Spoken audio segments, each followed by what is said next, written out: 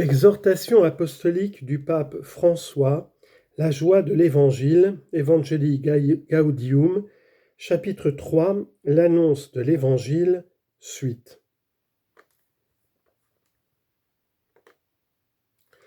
De personne à personne, numéro 127. Maintenant que l'Église veut vivre un profond renouveau missionnaire, il y a une forme de prédication qui nous revient à tous comme tâche quotidienne. Il s'agit de porter l'Évangile aux personnes avec lesquelles chacun a affaire, tant les plus proches que celles qui sont inconnues. C'est la prédication informelle que l'on peut réaliser dans une conversation, et c'est aussi celle que fait un missionnaire quand il visite une maison. Être disciple, c'est avoir la disposition permanente de porter l'amour de Jésus aux autres, et cela se fait spontanément en tout lieu, dans la rue, sur la place, au travail, en chemin. Dans cette prédication toujours respectueuse et aimable, le premier moment consiste en un dialogue personnel où l'autre personne s'exprime et partage ses joies, ses espérances, ses préoccupations pour les personnes qui lui sont chères et beaucoup de choses qu'elle porte dans son cœur. C'est seulement après cette conversation qu'il est possible de présenter la parole, que ce soit par la lecture de quelques passages de l'Écriture ou de manière narrative, mais toujours en rappelant l'annonce fondamentale, l'amour personnel de Dieu qui s'est fait homme, s'est livré pour nous et qui, vivant, offre son salut et son amitié. C'est l'annonce qui se partage dans une attitude humble de témoignage de celui qui toujours sait apprendre, avec la conscience que le message est si riche et si profond qu'il nous dépasse toujours.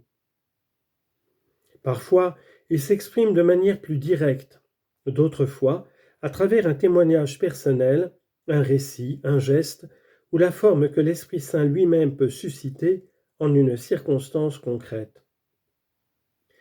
Si cela semble prudent et si les conditions sont réunies, il est bon que cette rencontre fraternelle et missionnaire se conclue par une brève prière qui rejoigne les préoccupations que la personne a manifestées.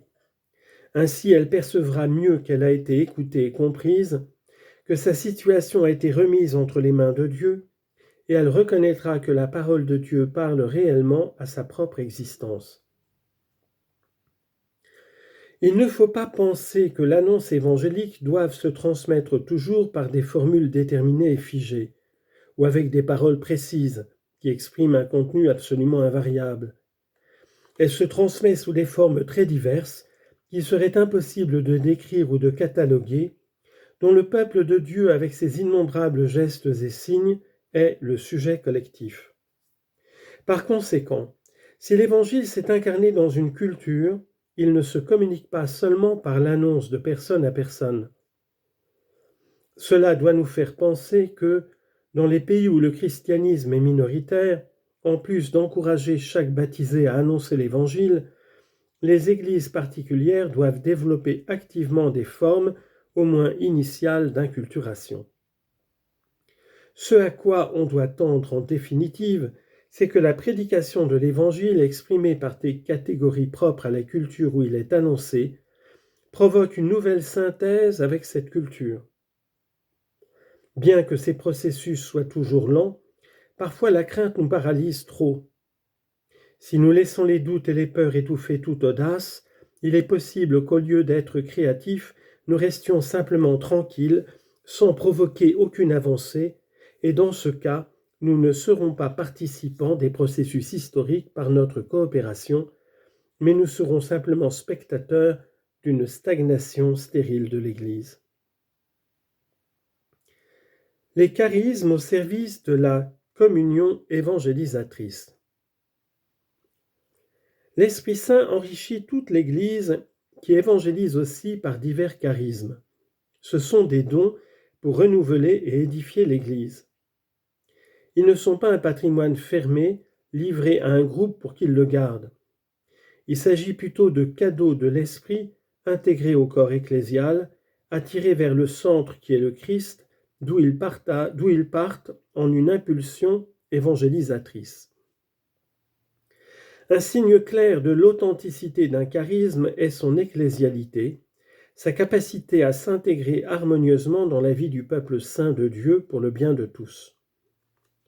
Une véritable nouveauté suscitée par l'Esprit n'a pas besoin de porter ombrage aux autres spiritualités et dons pour s'affirmer elle-même.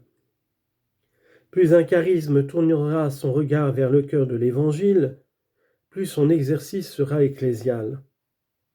Même si cela coûte, c'est dans la communion qu'un charisme se révèle authentiquement et mystérieusement fécond. Si elle vit ce défi, l'Église peut être un modèle pour la paix dans le monde.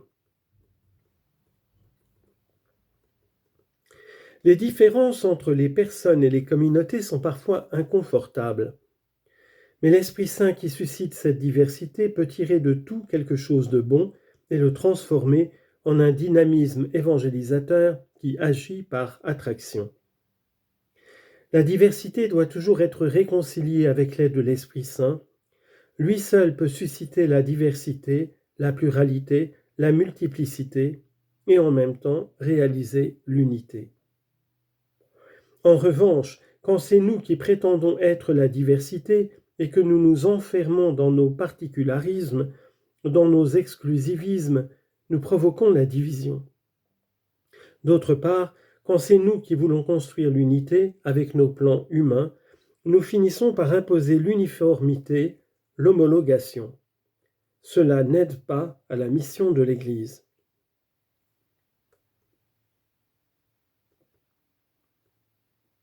Culture, pensée et éducation. L'annonce à la culture implique aussi une annonce aux cultures professionnelles, scientifiques et académiques. Il s'agit de la rencontre entre la foi, la raison et les sciences qui vise à développer un nouveau discours sur la crédibilité, une apologétique originale qui aide à créer les dispositions pour que l'Évangile soit écouté par tous. Quand certaines catégories de la raison et des sciences sont accueillies dans l'annonce du message, ces catégories elles-mêmes deviennent des instruments d'évangélisation. C'est l'eau changée en vin. C'est ce qui, une fois adopté, n'est pas seulement racheté, mais devient instrument de l'Esprit pour éclairer et rénover le monde. Du moment que la préoccupation de l'évangélisateur de rejoindre toute personne ne suffit pas, et que l'Évangile doit aussi être annoncé aux cultures dans leur ensemble, la théologie, et pas seulement la théologie pastorale, en dialogue avec les autres sciences et expériences humaines, revêt une grande importance pour penser comment faire parvenir la proposition de l'Évangile à la diversité des contextes culturels et des destinataires. Engagée dans l'évangélisation, l'Église apprécie et encourage le charisme des théologiens et leur effort dans la recherche théologique qui promeut le dialogue avec le monde de la culture et de la science. Je fais appel aux théologiens afin qu'ils accomplissent ce service comme faisant partie de la mission salvifique de l'Église. Mais il est nécessaire qu'à cette fin, ils aient à cœur la finalité évangélisatrice de l'Église et de la théologie elle-même, et qu'ils ne se contentent pas d'une théologie de bureau. Les universités sont un milieu privilégié pour penser et développer cet engagement d'évangélisation de manière interdisciplinaire et intégrée. Les écoles catholiques qui se proposent toujours de conjuguer la tâche éducative avec l'annonce explicite de l'Évangile constituent un apport de valeur à l'évangélisation de la culture, même dans les pays et les villes où une situation défavorable nous encourage à faire preuve de créativité pour trouver les chemins adéquats.